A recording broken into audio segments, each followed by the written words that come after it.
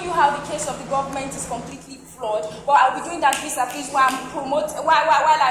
I'm promoting our stance on this debate, and to be showing you how our argument is more superior and how that automatically clashes out what Toby and David has come to say in this debate. What has Lola told you? Lola has told you about the nature of contract, under which we have the very powerful theme of the contradictory nature of compulsion and surrogacy. Now let me delve into deeper. Let me delve deeper into this. Now, what does compulsion connote? Compulsion connotes doing something against a person's will, and you pretty much have no choice when you are compelled, because you have no way of freeing yourself from that kind of, supremacy coming from the other party. It could be political, it could be mental, it could be economic, but showing that you have no choice from the other person. Surrogacy, on the other hand, is more like a working contract. Indeed, for example, take this example.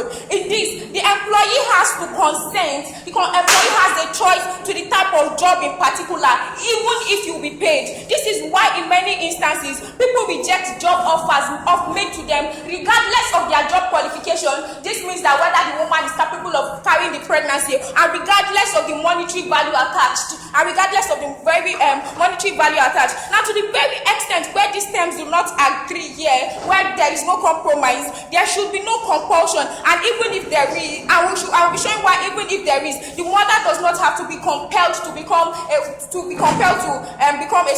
surrogate. Now, I'll be talking about compulsion based on the concept of compromise that I have brought. Now, compensation itself is a compromise, meaning that when I accept to get paid, of course, payment in this thing will be money. When I accept to get paid for this thing, it means that I have made a compromise. Now, when I do not accept to get paid, that is what this debate is about. Why should it be my cross to keep this pregnancy still? Because it does not change anything from motherhood. You are a surrogate, you carry the baby. You are the mother indeed, you carry the baby. And this leads us to compulsorily examining the concept of abortion. Now, both on legal and moral grounds, that as they have brought it forward. Now, there are many reasons for an abortion. That means you do not want to. This means that you do not want to carry the pregnancy, and this could be for many reasons. It could be because you do not want the child. It could be because you do not want the child because of the monetary values attached. But of course, this falls out of this debate, because if the father was so rich to take care of the child, there will be no reason for you to abort in this place. That means the reason why the mother wants to abort this baby must be very dear in the first place, and falls out of the reduction value of money. And this is because carrying a pregnancy is not just what money can handle. Maybe, for example, your feeding or your antenatal fees. This is because part of the burdens that come with carrying a pregnancy is not everything that money can handle. Like the psychological stress they were trying to tell you about, that there are no harms for the woman, even if it is psychology. Saying that is tantamount to saying that money can buy you happiness, or money can even buy you perfect health. Even when health practitioners tell you that they can only try, but it is God that gives good health. Quickly. To the extent where your choice will violate the moral status of the fetus and kill a person's relative, we have stated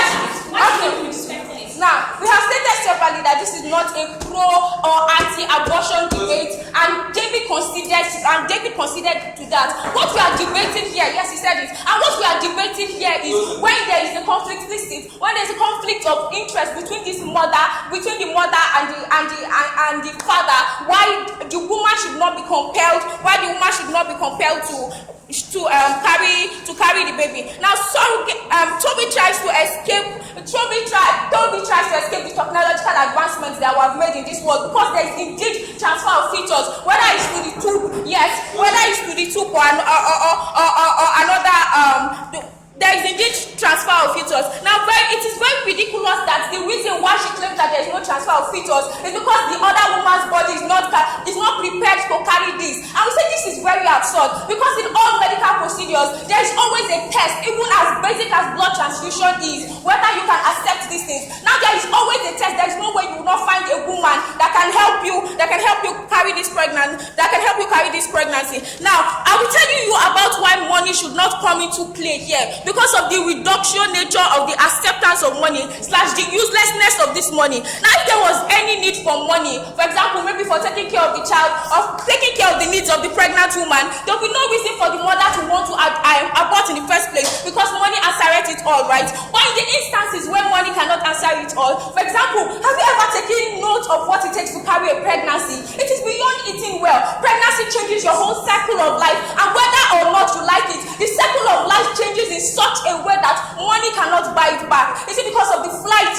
you might not be able to carry for your business transaction in China, which might change your whole life because you are heavily pregnant, and many other things. So if you accept money in this instance, it has been okay. Quickly. Okay, so if we show you in our world that this compulsion brings both financial and emotional closure to this woman that you are so interested in, why then I will not demand to compare her? Good, and you'll be very ready to show the panel why this monetary compromise can buy the woman happiness. Because a child is not just a bundle of joy; it is also a bundle of burdens, and that extends to it being a fetus, like still when it is pregnancy. It is a bundle of burden, not a bundle of. It could be a bundle of burdens. Now, what have we been able to show you? We have been able to show you principally the contradictory nature of compulsion and surrogacy, and even where they compel this woman, even because compromise became a thing in this debate, and even when they compel this woman to take this, it is already a compromise. So compromise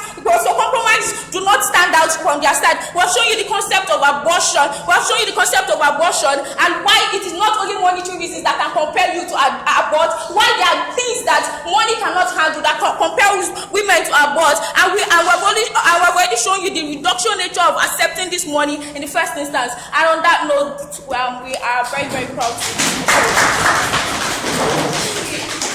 Thank you.